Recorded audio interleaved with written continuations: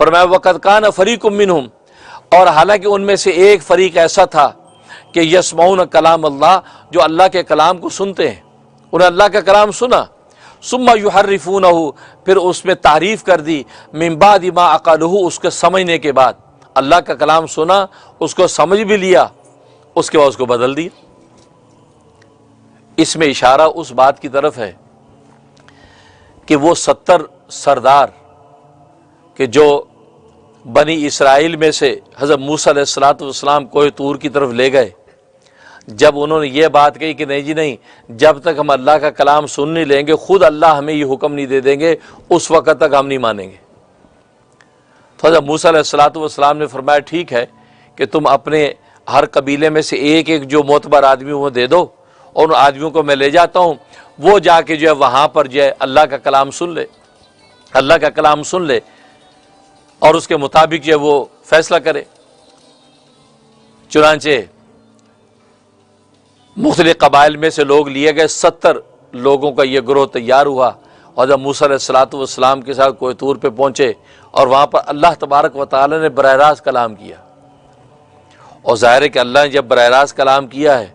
تو اللہ تبارک و تعالی تو جہت سے بالاتر ہے، لہذا اللہ کی آواز ہر طرف سے آ رہی تھی،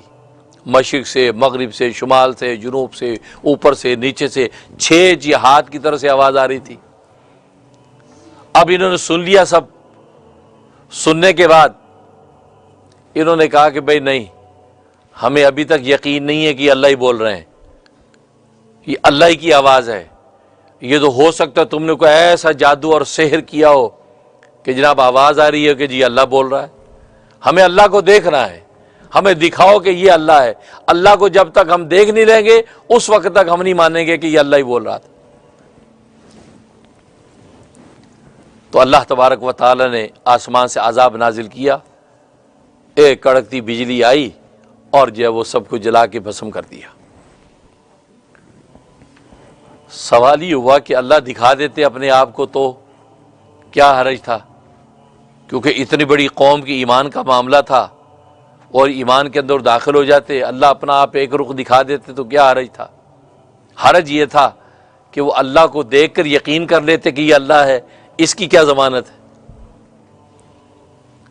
اس لیے کہ دیکھ کر یقین کرے تو وہ کہ جس نے پہلے سے دیکھا ہو، اس کے سامنے اس چیز کی نظیر موجود ہو، پھر وہ دیکھ کے کہے گا کہ یہ اللہ ہے۔ جب اللہ کو فرسٹ ٹائم دیکھے گا، جیسے فرسٹ ٹائم اللہ کی آواز سنی تو انکار کر دیا کہ نہیں جی نہیں، پتہ نہیں کون بول رہا ہے، تو اسی طریقے سے اگر اللہ کا سراپا بھی سامنے آ جاتا تو پھر بھی کہتے کہ پتہ نہیں یار یہ کون ہے، تم نے ایسے ایک ہیولا بنا کے ہمیں دکھا دیا۔ تو اس لیے ان کی ضد اور ہٹ درمی ختم نہیں ہونی تھی، اس لیے اللہ تبارک و تعالی نے بطور سزا کہ ان کو جلا کر بھسم کر دیا۔ کیونکہ ظاہر ہے کہ آپ دیکھ بھی لیں خدا کو، آج بہت سے لوگ کہتے ہیں اللہ نظر نہیں آتا، اللہ نظر آئے تو ہم اللہ پہ ایمان لے آئیں گے۔ اگر اللہ نظر آ جائے تو اس پر آپ کو کیا دلیل ہے کہ یہ اللہ ہی ہے؟ آپ کے کون سا کرائٹیریا ہے، کسوٹی ہے کہ آپ مان جائیں گے یہ اللہ ہے؟ ایک شخص جو کسی بھی تصرف سے ایک حیولہ آپ کو دکھا دیتا کہ یہ اللہ ہے، تو کیا خیال آپ مانیں گے؟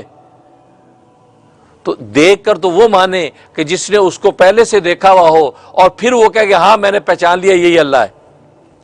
تو لہٰذا دیکھ کر جو لوگ کہتے ہیں اللہ نظر آئے گا تو ہم مانیں گے، تو یہ ان کا سوال یہ احمقانہ ہے۔ اگر اللہ دکھا بھی دیا جائے اور وہ مان لے یہ اللہ ہے تو ہم ان پر اعتراض کریں گے کہ آپ کے پاس کون سی کسوٹی اور معیار ایسا تھا کہ جس کی وجہ سے تم نے مان لیا کہ یہ اللہ ہے؟ میرا یہ شبہ سمجھ میں آ رہا ہے؟ جبکہ دنیا کے اندر کتنی چیزیں ایسی ہیں کہ جو بغیر دیکھے تم مانتے ہو۔ تمہاری عقل ہے، عقل نظر نہیں آتی تم مانتے ہو، تمہارے سینسز ہیں نظر نہیں آتے تم مانتے ہو، تمہارے جسم میں درد ہے نظر نہیں آتا تم مانتے ہو۔ تو دنیا کے اندر کتنی چیزیں ایسی ہیں کہ جو نظر نہیں آتی لیکن تم اس کو مانتے ہو۔ بالکل اسی طریقے سے یہ سب اللہ تبارک و تعالی نے نظائر پیدا کر رکھے ہیں دنیا میں۔ تمہاری جسم میں جان ہے، روح ہے، یہ نظر نہیں آتی، تم مانتے ہو میرے جسم میں روح ہے۔ آثار سے پتہ چلتا ہے، تمہارے ہاتھ ہلتے ہیں، زبان بولتی ہے، آنکھ اٹھتی ہے، کان سنتے ہیں، قدم چلتے ہیں، یہ سارے کے سارے آثار بتاتے ہیں کہ تمہارے اندر جسم میں جان اور روح ہے، تم زندہ ہو۔ تو بالکل اسی طریقے سے اس کائنات کے آثار اور علامات کو دیکھ کر پتہ چلتا ہے کہ اللہ ہے، آسمان و زمین کی تخلیق، یہ چاند سورج کا نظام،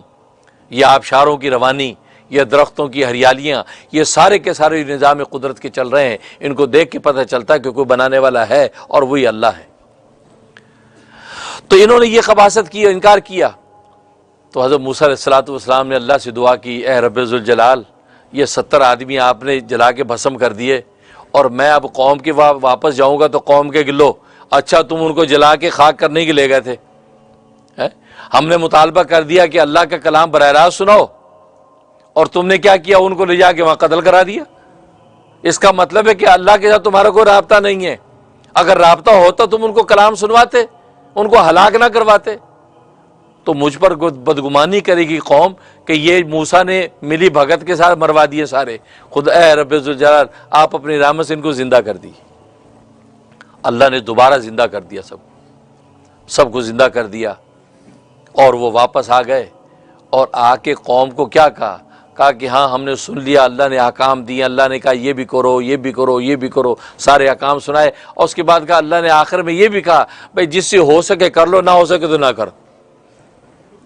اس کو بیان کر رہا ہے کہ یحرفون من بعد ما قالوا، ان ظالموں نے تحریف کر لی، مانوی تعریف کر لی، کہ آخر میں لفظی اور مانوی تعریف کر لی کہ اللہ نے آخر میں کہا کہ اگر ہو سکتا تو کر لینا، نہ ہو سکے تو ضرورت میں معاف۔ تو اللہ کہتے دیکھو یہ کتنے ظالم ہیں کہ سمجھ میں آ گئی بات، سن لی اور سارے احکام لے کے آ گئے اور پورا پیغام قوم کو دے دیا، اور آخر میں یہ بات ایڈ کر دی۔ یہ ہے تعریف۔ اس کو بتا رہے ہیں کہ یحرفون من بعد ما عقلوہ، کہ وہ تعریف کی انہوں نے بعد اس کے کہ وہ سمجھ گئے، ان کی عقل میں بات آ گئی، وہم یعلمون، اس حال میں کہ وہ اس بات کو جانتے بھی ہیں، ہم یہ جو تعریف کر رہے ہیں اس کو جانتے بھی، ہم تعریف کر رہے ہیں، دو نمبری کر رہے ہیں، حالانکہ اللہ تبارک و تعالیٰ نے یہ بات نہیں کہی تھی کہ ہو سکے تو کر لینا، نہ ہو سکے تو معاف ہے۔ تو اس کو ذکر کیا کہ یہ وہ لوگ ہیں، یہ ہیں محرفین۔